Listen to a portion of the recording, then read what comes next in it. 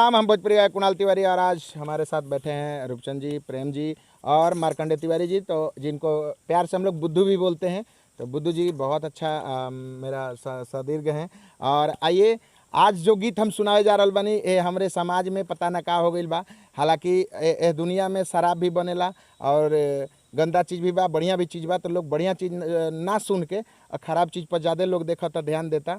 जैसे कि शराब के दुकान पर ज़्यादा भीड़ होता और दूध के फैक्ट्री में कोनो भीड़ नहीं है और दूर दूर जाके लोग के बेचेला पड़ेला। तो आज ये गीत के हम गावल जातनी कि समाज में अच्छे गीतों को सुना जाए, देखा जाए। एक खातिर गीत के हम गा रहल बनी और आशा ना पूरा विश्वास बा कि आप सबके बहुत अच्छा लगी। कुछ लोग हमरा के गाली भी दिए, हमरा विश्वास बा कि गालियों दिए हैं। ऐसा ऐसा लोग बाढ़ हैं कि ऐसा ऐसा गीत के सुने लाज के देते हैं। हाँ, लेकिन फिर भी हम कोशिश करेंगे कि अच्छा चीज़ हो और आप लोग को इस गीत को समझने की ज़रूरत है।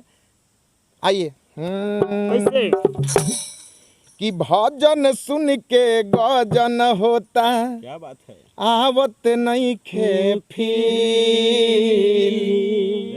अरे भजन सुन के गजन होता, आवत नहीं खे फील।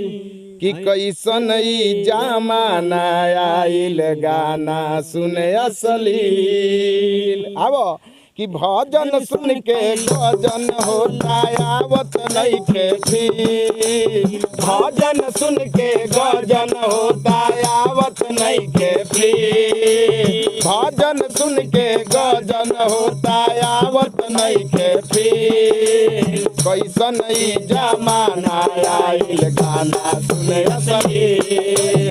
कैसन ई जमाना आइल गाना सुने असलील। भजन सुन के गजन होता, आवत नहीं के फील। भजन सुन के गजन होता, आवत नहीं के फील। भजन सुन के गजन होता, आवत नहीं के फील। कैसन ई जमाना आइल गाना सुने असलील।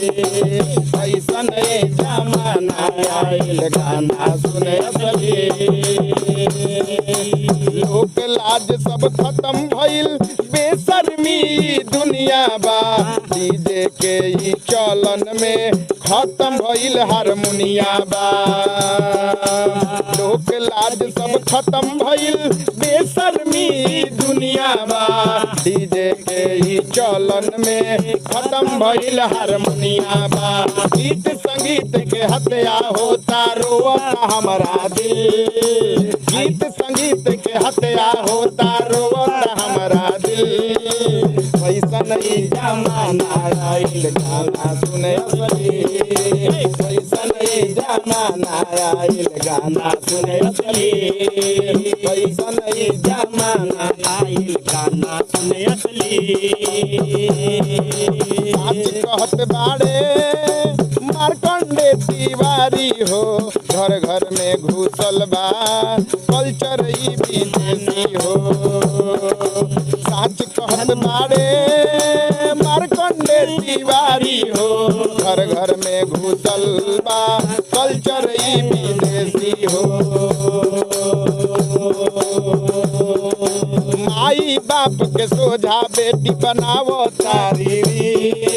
माई बाप के सोझा बेटी बनावो तारी। कैसन ई जमाना आइल गाना सुने असलील। कैसन ई जमाना आइल गाना सुने असलील।